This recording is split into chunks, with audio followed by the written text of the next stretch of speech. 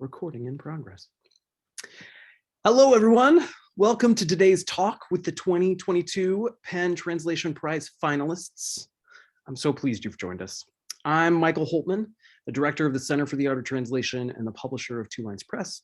And it is a personal and professional privilege to be in conversation today with Sean Cotter, Alta Price, Juli, Sanches, Lara Vergnaud, and Jeffrey Zuckerman. I consider them the Fantastic Five, a group of superheroes who have gained their superpowers by being exposed to literary translation. More on all that later. Thank you for joining us, Sean, Alta, Julia, Lara, and Jeffrey. It's really, really wonderful to have you with us today. I'd like to offer special thanks to East Bay Booksellers, our bookstore partner for this event. We'll drop links into the chat as we go for each of the finalists' books. And I hope you order every single one of them and more from our friends at East Bay Booksellers. Thanks too to my colleague Leslie Ann Woofter for making today's conversation possible. If questions come to you at any time during today's conversation, feel free to drop them into the chat. We'll do our best to address them as we address any questions before we conclude. Also, today's conversation is being recorded. To those of you joining us asynchronously, thank you for tuning in. As you may know, the Center for the Art of Translation champions literary translation. We are dedicated to finding dazzling new, overlooked, and underrepresented voices brought into English by the best translators and to celebrating the art of translation. Honoring translators is what we do, and today is a joyful occasion. We get to hear about 5 fantastic books from 5 fantastic translators who've brought them into English. It is no surprise to me that they have all been named finalists for a prestigious prize. The PEN Translation Prize is awarded annually to a translator for a book-length translation of prose from any language into English. It has been awarded annually since 1963. And the award confers a $3,000 prize to the translator of the winning book. Of the many book prizes that exist in the world, the PEN Translation Prize is among my favorites. It's a stellar roster of literary translators. And if you want to build an incredible reading list for yourself, I encourage you to look back at the books that have won or been named runners-up. With that in mind, let me introduce the 2022 PEN Translation finalists. Sean Cotter. Sean Cotter's translations from Romanian include, and Sean may have to correct me on some of my pronunciations, Nikita Stănescu's Wheel with a Single Spoke and Other Poems, which won the 2012 Best Translated Book Award for Poetry, Liliana Ursu's Light Wall, and Nikita Danilov's Secondhand Souls. He is an associate professor of literature and literary translation at the University of Texas at Dallas, where he is a part of the Center for Translation Studies. Alta L runs a publishing consultancy specialized in literature and nonfiction texts on art, architecture, design, and culture. Alta's translations from Italian and German into English include books by Anna Goldenberg, Dana Gregorka, Alexander Kluge, Aldo Navarrete, Martin Mosebach, and Juli. And I may be mispronouncing some of these names. Forgive me, everyone. Alta's translation of Mitu Sanyal's novel Identity is forthcoming from Astor House. Julia Sanches is a translator of Portuguese, Spanish, and Catalan. She has translated works by Susana Moreira Marquez, Dolores Reyes, Daniel Galera, and Eva Balthazar, among others. Her shorter translations have appeared in various magazines and periodicals, including Words Without Borders, Granta, Tin House, and Guernica. A founding member of Sadia & Co., Julia sits on the Council of the Authors Guild. Lara Vergnaud is a translator of prose, creative nonfiction, and scholarly works from the French. Her translations include novels by Ahmed Bounani, Zahia Rahmani, Mohamed Lefta, and Joyce Sorman. Lara is the recipient of 2 PEN Translation Fund Grants and a French Voices Grand Prize.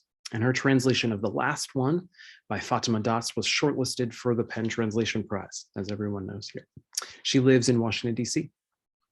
Jeffrey Zuckerman is a translator of French, including the Mauritian novelists Ananda Devi, Shanaz Patel, and Carl de Souza, whose Kaya Daas has also been shortlisted for the PEN Translation Prize. In 2020, he was named Chevalier in the Ordre des Arts et des Lettres by the French government. Please welcome Sean, Alta, Julia, Lara, and Jeffrey. I wish you all could hear the applause, like people like clapping in the background. And those of you sitting at your computer, I hope you are indeed clapping. The books, I have to talk about these books. I haven't said it out loud yet, but I'm sure it's obvious that we could devote an entire event to each one of these books. And yet I have a feeling that most people joining us today haven't had a chance to read every single one of them. So I thought we'd have a bit of a lightning round to hear about each of them. Starting with Magda Cârneci's Femme, translated from Romanian by Sean Cotter. Did I mispronounce that, Sean? Cârneci, yeah. Cârneci. See, this is why I work with translators to help me. Sean, tell me a little bit about this book. You know, how would you describe it? How would you drop us into the narrative of Femme? So this is a book that's structured like a series of letters that a woman is writing to the man that she's about to leave. Interspersed with these letters are autobiographical chapters, which she reviews her sexual history, her life as an embodied woman. And we move from the present moment of her trying to explain things to this man, to an expansion of her own experience up to the level of a theory of the cosmos. And so we have this intersecting planes of reality. We have revelatory coincidences, and everything is always grounded in, as I said, her own experience as a woman, which comes from the title gives us the title of the book, Femme. It's a really incredible book, and some people have drawn comparisons to Scheherazade. I also happen to know this is Magda's only novel. She's best known as a poet, and I was wondering if you could tell us a little bit about how you might say she deploys a poet's use of language throughout this book. She's a very well-established figure in Romania. She's written many, many books of poetry, and she was also she has a degree in art history from Sorbonne, ran the Paris Romanian Cultural Institute for a while. So she's a very well-known poet, and that's part of what attracted me to the book, was that this is her one prose book, and we hadn't really addressed that with readership in English. And it was a controversial book. It's still a controversial book, and even I didn't really know what I was getting into, honestly. I just liked the book so much. The book is like many others of her generation. She came up as a poet starting in the 1980s, and she is part of the same generation with other authors that you mentioned, like Nikita Danilov and Mircea Cătărescu. And all of them have made its transition to prose. And Romanian literature in general has also kind of the center of focus has shifted to prose after 1999. And so her prose is very akin to her poetry. It is also, it's a revelatory prose, it's a rhythmic prose, it's an expansive prose. And so there's plenty of days where I think the only difference between translating the poems and translating the prose is a question of word count. Fair enough. Thank you, Sean. I want to talk about all these books at great length, but hopefully we'll come back and circle back to some of them. I'm now going to turn to you, Julia. I'd love to hear about Mariana Oliver's Migratory Birds. For those of you joining us, Migratory Birds is one of the titles in Transit Books' brilliant undelivered lecture series, and it's the only thank you, Jeffrey. It's the only nonfiction title on the shortlist. What do you think readers should know about it? Oh dear. So it's a very slim book of nonfiction, so you'll read it in an hour and a half. If that's not a selling point, I don't know what is. Oh, it's a book. It's I'm being self-deprecating to start, but I'll keep going. Okay, fair.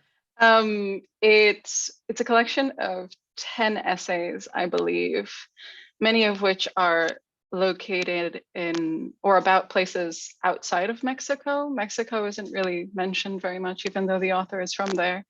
They're about migration, they're about the body, about space. She's doing the author is completing her PhD about writers who write in their second languages. So there's this wonderful essay about Emine Sevgi Özdemir, who was a Turco-German writer. And she's also focused on Germany as well in her studies. So she writes a lot about Berlin and Christa Wolf. I think that's about the size of it. Her writing is very, very spare and beautiful. And I guess it was sort of a wonderful thing to be translating during the pandemic because it's also very transporting. But yeah, collection of 10 slim literary essays. It's a lovely book. One of the things that I thought reading this book is that some of my favorite contemporary nonfiction is coming out of Mexico and Central and South America. How might you situate her among her peers? I can't help thinking of Jasmina Barrera, for instance, or other contemporaries drawn to the essay form. They have a very similar style. They're very direct and lyrical, but there are no spare words, and it's all heavily researched while at the same time feeling very light. I'm a huge fan of Jasmina Barrera's work as well. And there's, I think, who's the writer Robin Myers is translating, who also has a book about motherhood coming out with a Coffee House, possibly. Can't remember her name right now. But they're all sort of a similar generation of women writers who obviously have their same style, but there's definitely a through line. And Mariana is a PhD. She's a wonderful bookish nerd, and that's obvious from her writing. Yeah, it's a terrific book. Thank you, Julia. I'd love to talk about Juli's New Year. Alta, this is a brilliant book about time, memory, trauma. How would you sum it up? Oh, you said the T word. It is about trauma. How would I sum it up? It is a novel. And if I can just for a second step back from Juli and mention that Julia's translation of Mariana Oliver's Migratory Birds felt so literary to me that I didn't, even though it is the only nonfiction title on the list, it very much felt like part of, and the voices in all of these books are so different, but I got ahead of myself. I should stick to Juli. And I just want to share, I love doing kind of the comp, like what the different covers look like, because this is actually, these stones from the volcanic island of Lanzarote play a role in the book, and it's interesting. It's been great working with World Editions. It's just an interesting, very different graphic choice. So in a nutshell, it is a novel about Henning. He is on vacation they're from Göttingen in Germany, Henning and his wife, and their 2 small children. And they're on vacation between Christmas and New Year's in the Canary Islands on the island of Lanzarote, which is a volcanic island. And basically it starts in a way, the book, all of the action takes place in the span of a few hours because it's New Year's Day and he's biking or cycling up one of these mountains up to a village. But the center portion of the book is a flashback. And it interestingly connects with basically he's and none of these words come up in the book, but he is triggered by something. And he goes back to very early childhood memory. And then toward the end we come through, but it really kind of does turn into a horror novel in the middle. In a way that surprised me. I mean, I had read it, but then once you go to translate it, it's something very different to capture those, the flashback, the adult voice versus the child voice and things like that. I actually wanted to touch on that for a moment because I think this book is a stunning psychological portrait, and I was wondering how you might, share how you capture the tone from the German. I feel like that part of the feat of the book is to capture this tone. I don't know if that resonates with you or if it offered any challenges that you could share with us. I think so. I mean, it's really funny because it's our job. It's what all of us on screen here do. And yet I don't feel like I'm very necessarily good at talking about it. I will absolutely say that, I translate a portion. The children's voices in this book are very strong. And that not that it made it easier, but it was absolutely something I had to nail. And I pushed it a little too far and then I brought it back. And it's interesting because readers have been asking me about, certain treatments of idiomatic phrases and things like that. And it's just, I don't know if I can cast special light on that, but I will say that I do make a point of reading everything aloud after I translate it, usually multiple times in the drafts. Sometimes to my spouse. So I get feedback on, yes, that sounds like something a 2.5-year-old might say, or no, that's too much of a stretch. And there is a fair amount of wordplay actually in this book. So that was fun as well. But I do think every book sets up its own parameters for how to handle those things. But it's interesting once I'm in it, the German it's not that the German fades away, but I have to recreate this in English. So I guess I cease to become conscious of its Germanness in a way. I don't know if that makes sense. I love that. Makes sense. It's a great book. Thank you, Alta. I promise not to pick favorites today, but of course I love Carl de Souza's Daas, translated by Jeffrey Zuckerman and published by Two Lines Press. Jeffrey, how would you encapsulate this explosive coming of age story? So it's kind of impossible to talk about this book without talking about the thesis from.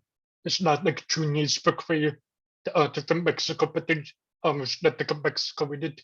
But this one, it was about this tiny island that's most easily described as being off the coast of Madagascar. It's its own country. And over the course of history, there have been all of these different movements between different populations.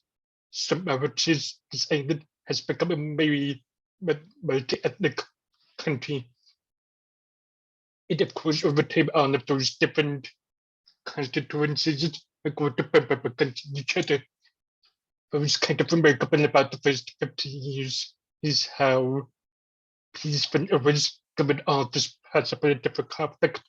So back in 1999, one of the most popular singers on the island was giving a performance in No Smoke Weed on stage. He got imprisoned after that. He was from one of the minority population, so when he was found dead in prison a few days later, there were a lot of questions around how did he end up dead and why. They kind of spun out into a series of things. For example, traffic lights were toppled, no cars were set on fire. This is a tiny island in the middle of the tropics, so it's not like, this could just spread. So it's very encapsulated, and everyone got put into this. Into the middle of all of this, Curtis user who had been a teacher, and teacher students who came from many of these disadvantaged populations realized that there's something going on with how his students would figure out what was going on and how they were making sense of that very otherworldly experience. And so in the course of a few days, a few weeks, he ended up writing this tiny little thing of a book. And that is such a tiny thing. It's the experience of a little girl who's kind of moving through all of these events, not directly interacting with them, but kind of observing it all and kind of trying to make sense of it all. And it ends up becoming a coming of age of her own. at the same time, there is a coming of age for the whole island. Yeah, it's true. The way Carl kind of creates, this girl Santi is the kind of in some ways the personification of this country kind of realizing what is happening around, between these many different cultures and languages. One of the things I love about your translation, Jeffrey, is the way it preserves this amalgam of languages, in this small space. Can you touch on how you did that? This colonial nation that has a relationship to French, but the way in which French is kind of bent in Mauritius. Those are one of the most fun things about reading in this book was, Carl wrote in a French that mainly French people would understand without a problem. But at the same time, he wrote with all of these little snippets of Mauritianisms and also words of Creole. Everyone at the island speaks Creole, whether or not the group speak English or French, everyone talks in Creole. If you get really, really upset at someone, you go to talk in Creole at them. So that this whole part of that, to give her credit, it was only actually about 10% Creole. And at that, okay, that's not good to work for English language readers. So I had to spend about 2 weeks texting on my French backup hour to see how would I say this in Creole, how would I say this in Creole, and coming up with different ways to put it on it and make it make sense in English, so that way people can close each other and American readers can catch up.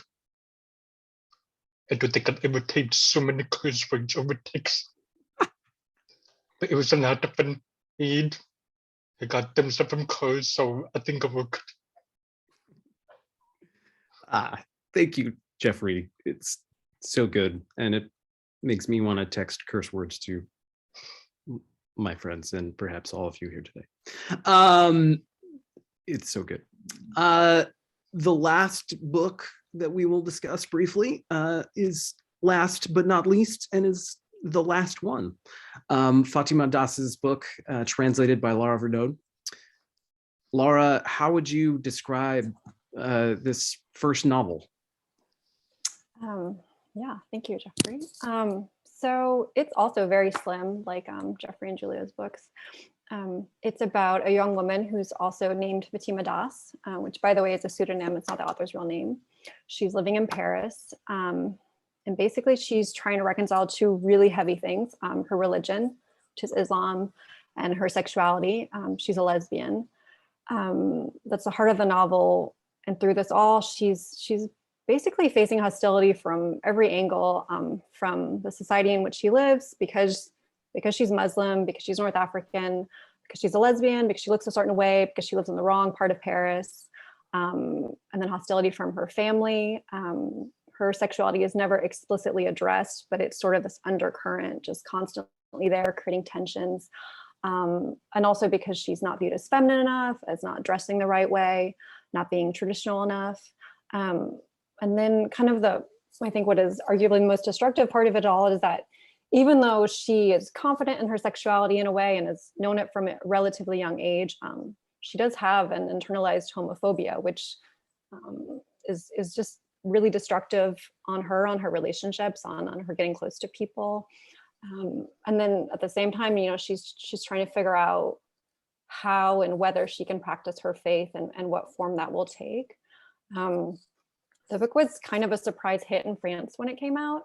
It's this author's first novel, but obviously it's very topical, especially in France, where this debate about secularism and Islam and immigrants and sexuality and all that feels like it's been raging for years now. So what I think is so great about this book is the way, Fatima is it's very self-aware and self-effacing. She's kind of got it's an unsparing portrait of herself as well. But what is also really compelling about this book, and I think sets it apart as a book, is kind of the rhythm of it, the kind of incantatory way that it has a rhythm and repetition.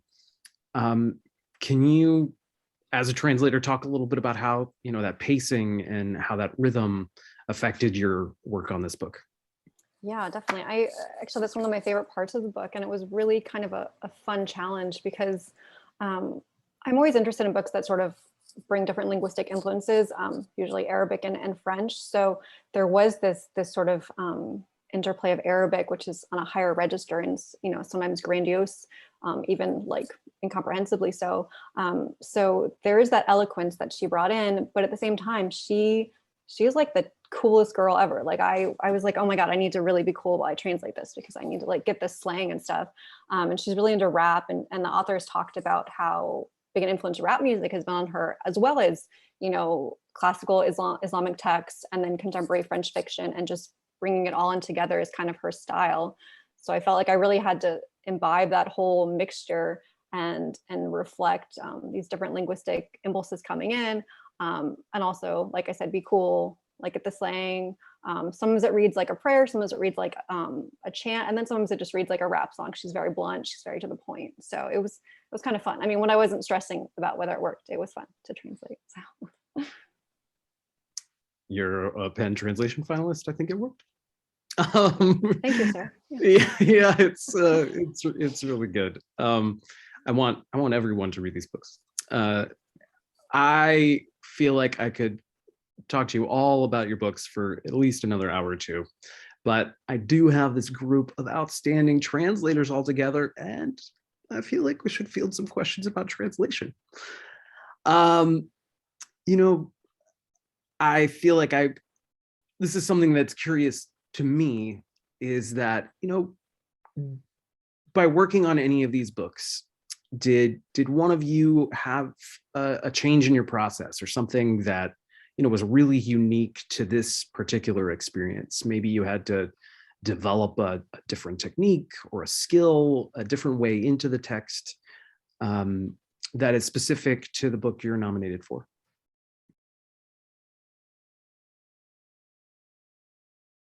Go ahead, Alta. I'll dive in. I don't know. I mean, I think it's not so much that I changed my process. I was kind of at a certain point, I think, where there's that hard cut, maybe a third of the way in, maybe a little less, where the flashback begins. I realized, and I had gone ahead and listened to some of the podcasts and interviews that Juli had given talking about this particular book, because she's an incredibly prolific novelist, bestseller in Germany. She's been translated before by other translators, but this book is absolutely an outlier in her oeuvre so far. So, and she talked about how the book, not that the book wrote itself, but it kind of possessed her, and she sat down and felt like she had to write it as quickly as possible. And in some weird way, I felt the same about the translation. Once, I think it was also the momentum of he's biking up this hill, and once he gets there, you know, this something changes, and then it was just like, get it, you know, and there was a momentum that I absolutely had to roll with. So it was very much like, not so much change my process, but slightly rearrange my life for a short period so that I could intensely, completely immerse myself in this world. That's cool.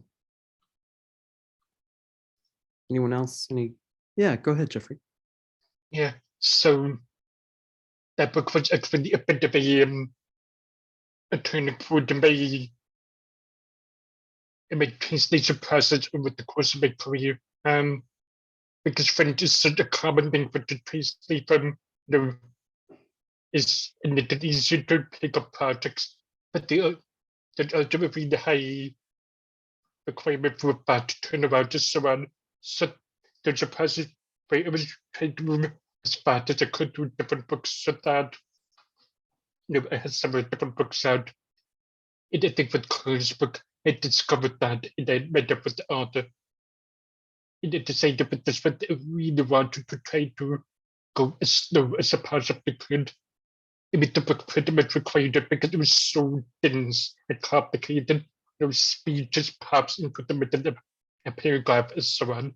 But even so, just consciously approaching the project as a slow translation really forced me to think about it completely differently. And I got to a point near the end of the book where I basically had the whole thing in my head. But it was not great. I couldn't think about other things I needed to. But it was really nice to essentially be able to look at the whole thing and look at each sentence one by one and look at it in terms of the whole. And never really done that for the book before. And now that I've done it with that one, I work for the brilliant editor. Now I'm finding to enter with that with a lot of my other books since then. That's really cool to hear, Jeffrey. I think it's always so interesting how, the text kind of, I'm sure all of you can speak to this too, the way in which a text can kind of help you create a path. But it's interesting to hear you say that about Kaya Days, which, is dense, but, is so full of detail and full of life. Anyone else like the experience of this particular book? That's okay. One of the things we don't often get a chance to talk about in conversations about books and even about translation is that the editorial process, the way in which a book changes, as you're working on it. And I was wondering if one of you might have a story about how you challenged an editor or how your editor challenged you. Because I think that there's this push and pull that we don't always, we don't see in the text and we don't know about, that maybe you could illuminate a little bit.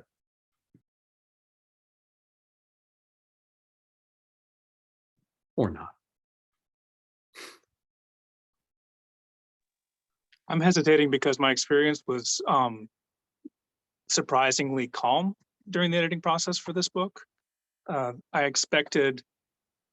was very kind of unsure of the draft that I sent in. I did it fairly quickly because I knew I had another project coming that was going to take over my life, pin me to the ground, and do mean things. So I knew I had to get this one done first. And then, so I went through it fairly directly. It was very straightforward, and I sent it off expecting to have lots of criticism on it. And instead, I was pleasantly surprised at how an outside reader was able to appreciate this text, and without my kind of internal stress was able to confirm that it was on the right path already. That's really cool to hear. Yeah, Lara, I'd love to hear from you. Yeah, I was just remembering it, but I kind of had two little things that I think maybe are illustrative of how the editing process has some surprises in it. First thing was that, I talked about how there's these different registers in the book, and I submitted my draft, and the first thing they told me was, this is good, but the first sentence is the wrong tone. The first sentence in every chapter of the book is the same. My name is Fatima, the name of a symbolic figure in Islam. But that was really, that's not how I translated it originally, but that was really helpful for me just off the bat before I even got into the translation to have someone say, you know what, this is good, but you need to really work on this line. This is the first line, it's gonna be repeated. So that was the kind of feedback that really doesn't always happen. And it really, really helped me. And then something else I was thinking about though is that I think people don't realize how many rounds of editing there is. There's, your main editor, and then there's a copy editor, there's a proofreader, and then sometimes goes back around again. And so mine went through so many loops that I think that what had happened is that there's Arabic in the text, and then the Arabic is translated into French, and then I translate it then to English. And then by the time it came back around to me, the English, all the language, everything was off. And I had to kind of push back and say, you guys are missing that this is all going back to the Arabic, which I had to look up and then, make the circle. So to say that, you always have to kind of check stuff like that. But I do want to say that editors are amazing. I would never diss my editors. So yeah. No dissing of editors here. Anyone else? Oh, that's nice. I just feel, oh, go ahead, Juli. I actually have a follow-up question for Lara. I want to know what her other draft of that sentence was, because it seems like such a straightforward thing that I'm curious, but you don't have to share if you don't want. I thought I'd no, ask. I mean, the thing in the French is that it was sort of a more elevated phrase. It was like, I bear the name given to this great figure in Islam. It was just sort of higher register, which works in French because French is kind of like, that's like their vibe, right? But because the narrator has this very cool young voice, and her point is sort of like, you know, I have my faith and it's important to me, but my faith is not going to be what your faith looks like. It was really important right off the bat to like bring that register down. Again, this is all arguable and debatable, but I think I kind of knew that, but I don't want to be stray too far from that first text. And so when it was a publisher who told me this, I was like, oh, it's just so nice sometimes to have someone validate that instinct. So yeah, they just told me basically like bring it down a notch, which again, debatable, but I stand by it, guys. So. It works. It's really good. Okay. I will refer to you evermore as the Fantastic Five. And Marvel fans among us know that the original Fantastic Four include Invisible Woman, whose power is to become invisible. And everyone here is familiar with discussions about the visibility and invisibility of the translator. I've heard that maybe there's some whisperings of the importance of putting translators' names on the cover of books, which everyone should do anyway. But I'm curious to hear from you, what else can be done to raise the profile of translators and the art of translation?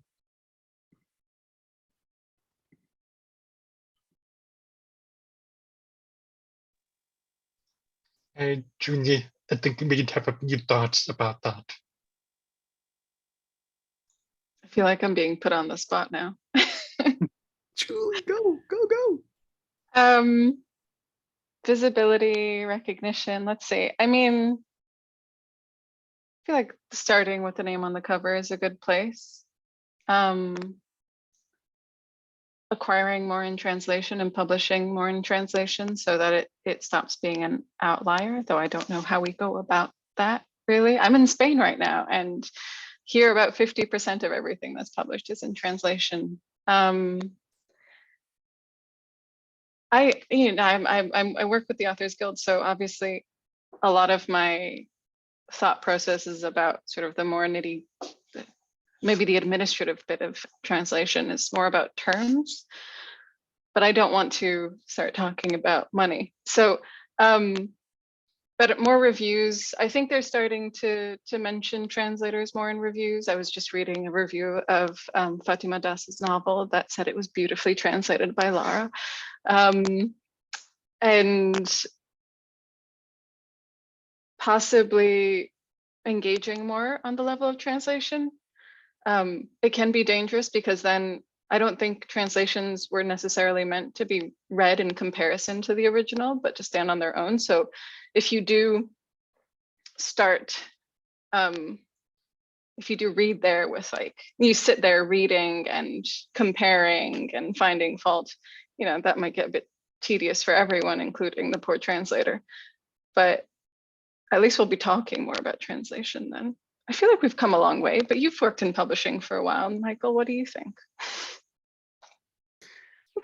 I mean, I appreciate you pointing that question back to me. You know, this is something I think about every day. It's part of my work. It's the conversations that I have with translators like you and, you know, fellow publishers. You know, I think you're onto something talking about, you know, reviews and the way in which, you know, reviews appear. You know, I worry sometimes about publications that, you know, are cease to exist. You know, I think it's the distribution of literary magazines in the US is, you know, not going so well. I, you know, certainly think terms are really important. You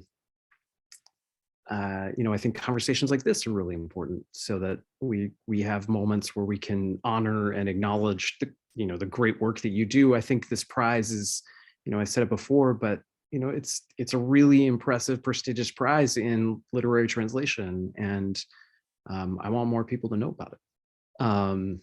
You know, I'm sure there are a dozen other things, but I want everyone who's attending, and certainly, our panelists here, to know that, the Center for the Art of Translation wants to hear some of those things. And if there are things we can do to, bend the needle, we want to do that.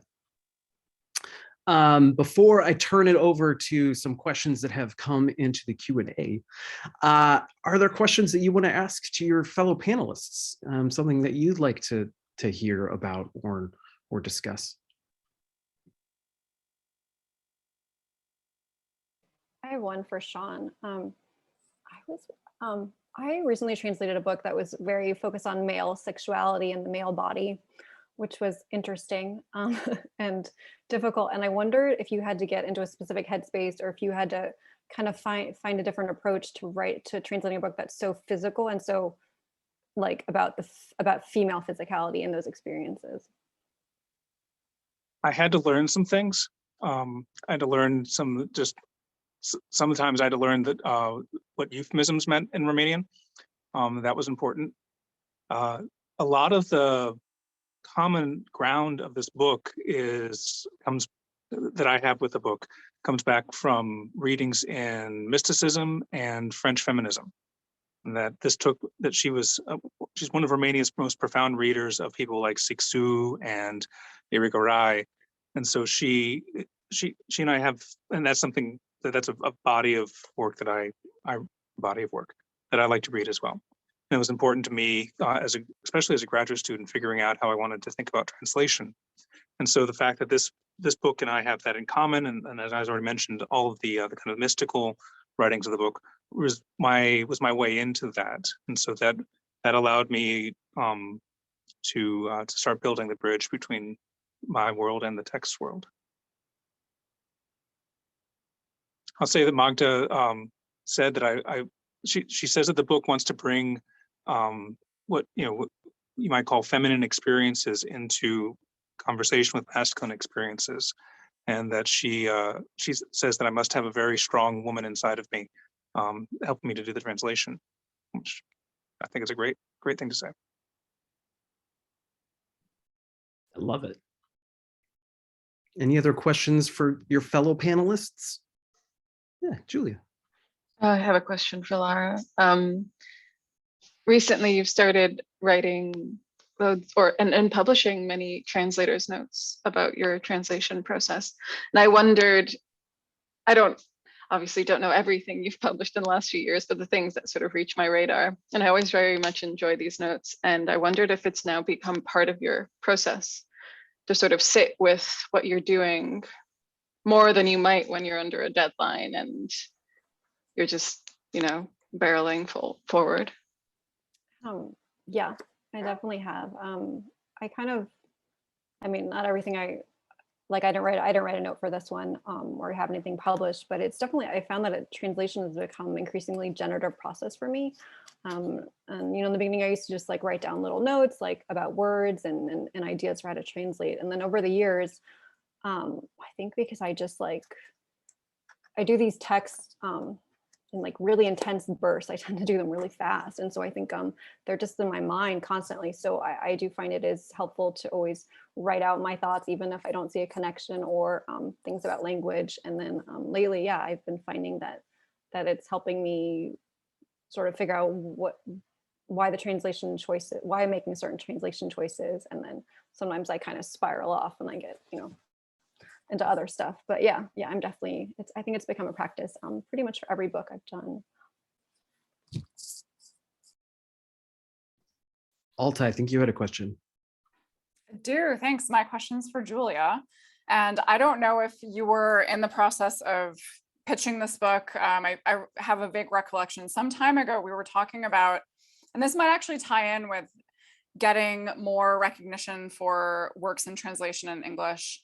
But we were talking about this idea that, when for instance, the novel that I translated is by a German author. It takes place on Lanzarote. That's not necessarily, it is significant for this particular book. But I do think, for instance, Migratory Birds by a Mexican writer living, I don't know if she's still living in Germany, but spent a lot of time in Germany. This idea of in the United States, so little work from other countries gets translated and published each year. But oftentimes there's also this idea that, oh, if we want to publish a Mexican writer, we want to have that Mexican writer writing about Mexico. Or, you know, this idea of the writer's ability to be like any other writer. I don't know. Is there a question in there? I guess my question is, was Transit finally the house that picked this up and said, we don't care where the writer's from because the writing is so amazing? I guess what I'm really getting at is this weird anthropological approach to translation that doesn't seem to be applied to novels that are not in translation that originate in English in the United States. This was the book that I think started making me think about this, because I read it years ago now, I think 4 or 5 years ago. I first heard her reading one of the essays on a podcast, and I connected with the rhythm and the theme of it. It's quite quiet, and I don't think quiet literature is a bad thing. I love quiet literature. And I remember I had translated a couple of the essays, and I remember sending them around to almost no success. And then Charlotte Whittle put together, are they called little portfolios for Words Without Borders, about Mexican women writers of nonfiction. And she had coincidentally also read the same book around the same time. And this is a Mexican writer writing about a Turco-German writer who was writing ages ago, and whose books I think are mostly out of print in English now. So it was very difficult for me to find citations, and some I had to translate from the Spanish and get help from a German translator I knew who also does Spanish. So it's like, please help me understand what's going on here. But yeah, I think it would be wonderful if we could move away from anthropology and taking like the anthropological approach to writers in translation, the sort of writer as having to represent their entire country, especially when a writer from Ceará in Brazil is not the same as a writer from Porto Alegre, because Brazil is an entire continent, and so is Mexico for that matter. But how? I'm not quite sure. I thought it would be fun to do a series with some literary magazine where with every publication you could have at least one piece of nonfiction or fiction by a writer from X country set in a completely different country. I'm having trouble thinking of other books apart from yours that's set in Lanzarote that do a similar thing, but I'm also extremely hungry, so I'm foggy. I wish I could give you a snack, Julia. I'm gonna take some of our audience questions. As a reminder to the audience, I know there's a chat. I'm not able to keep up with everything that's happening in the chat, but there is a Q&A on the very bottom of the screen. So if you've got a question, you can drop it in there and we'll try to answer all of them. The first one is from the wonderful French translator, Chris Clark, who says, if we were to fairly be unable to decide between the literary merits of these fine books and declare a tie, which of you translators would win the thumb war tiebreaker?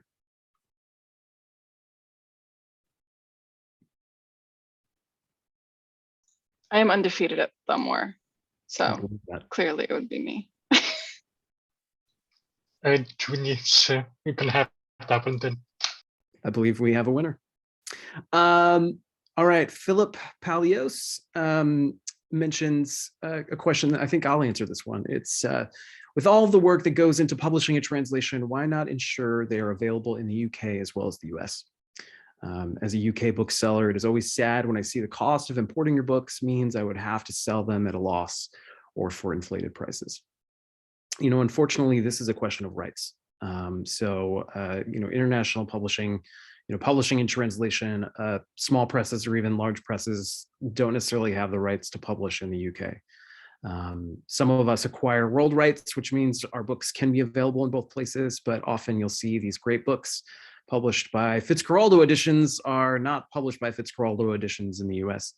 And certainly I can name there's a little lag when I was speaking. I was just gonna say there are all these tremendous UK presses whose work we don't see in the US. So you know, that unfortunately is something I would love to see changed as well. It's also tough for small presses. You know, some of these books are published by small presses in the US, and it's tough for us to have a publicity imprint in the UK. So for there to be attention in UK publications about our books. But nonetheless, we all will keep up this great work, and there are many good books in the world. Okay, this question I think was touched on a little bit earlier, but maybe maybe one of you might want to answer it. Do you have any trouble or feel uncomfortable when translating any scenes, language, or topics in your books? Is there anything that kind of is challenging for you as a translator, just as far as topicality is concerned?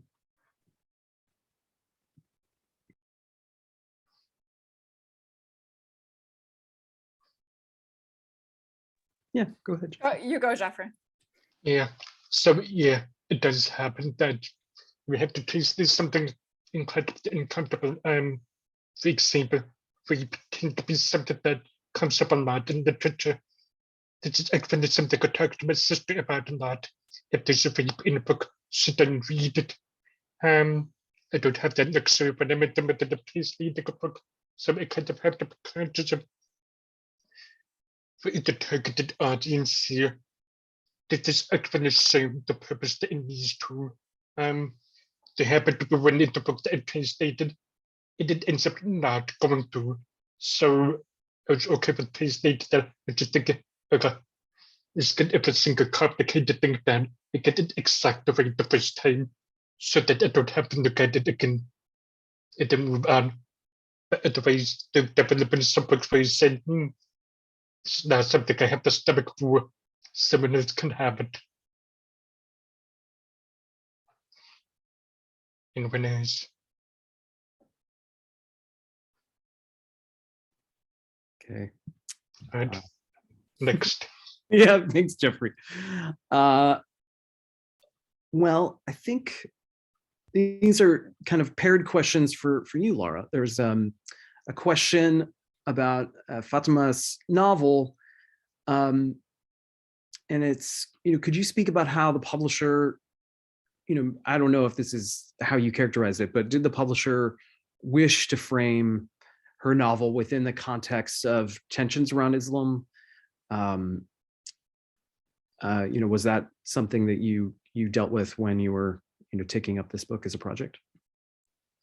Yeah, I mean, this is a really good question. It sort of touches on some of the stuff Julia was talking about books, you know, only one book from certain regions being translated. I wasn't involved in the publicity part, or how the, you know, that's not typically what the translator does, but I mean, I'm pretty sure that was sort of the angle. There was like a big New York Times profile of this author, talking a lot about her experience as a lesbian Muslim of North African descent. I think it's really important to note that, you know, the author is sort of fighting back about this, not fighting back, but she's been very overt about saying, you know, I'm not representative of one group. I don't speak for everybody. And she just wrote an essay about this for Penn Transmissions, actually, but just talking about how she had a really difficult time because this book came out and the French press sort of leaped on her. And, you know, when this happens to lots of different minority voices, of course, and how that was really difficult for her. And she's a writer. She's like, you know, this is based on my experiences and these are important themes, but this is my writing and I don't want to be the spokesperson. So that's sort of a really hard tug and pull, push and shove, one of those things. But of course, obviously, you know, the publisher wants to make people aware of this book, and translations have a harder road. They have to, you know, maybe fight a little harder. So, and I don't think there's anything wrong with that. This book is extremely topical. And one of the great things about it is that it talks about all these issues about Islam, about immigration, about tensions in France in sort of a different way. Her whole thing, Fatima Daas is not whole thing, but is that she's not saying you have this or this. She's saying this is how I reconcile these two things. It's still ongoing, it's difficult.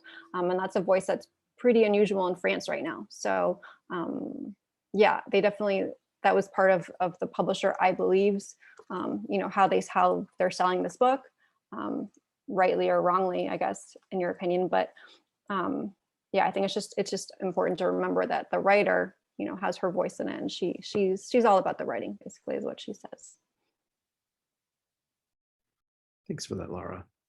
I think I'll take this one last question, which is a manyfold question for anyone who wants to take it.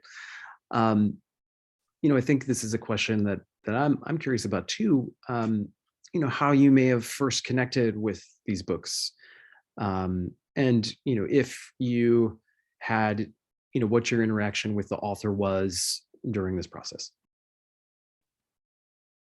Yeah, go ahead, Sean. Yeah, I think I've already said that I knew of Magda and I wanted to read the book, and I got about 100 pages in, and I came through the most harrowing description of menstruation that I've ever encountered. So I went to Romania and met her, and everything seemed to be going fine. But as I said, I wasn't completely sure if this was a great fit until I was on the plane going home, and I pulled out a crossword puzzle that I brought with me from the New York Times, and just to pass the time on one of these long flights.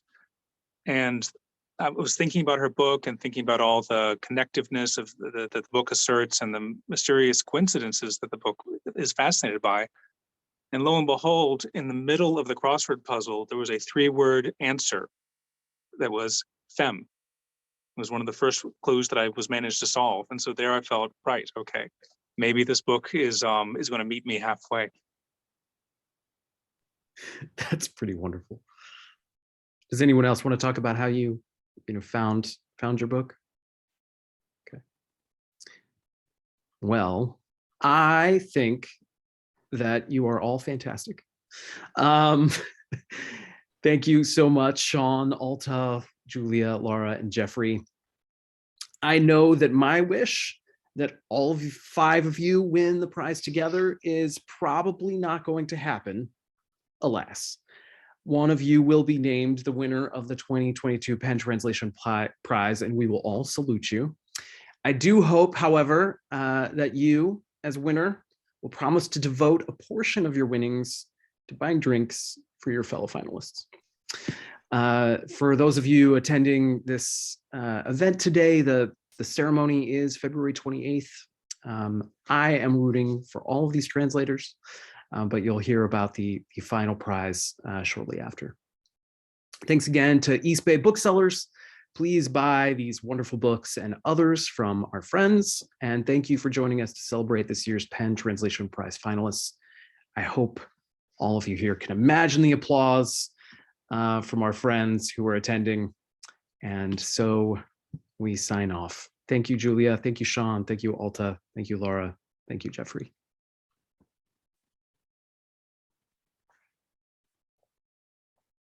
Applause.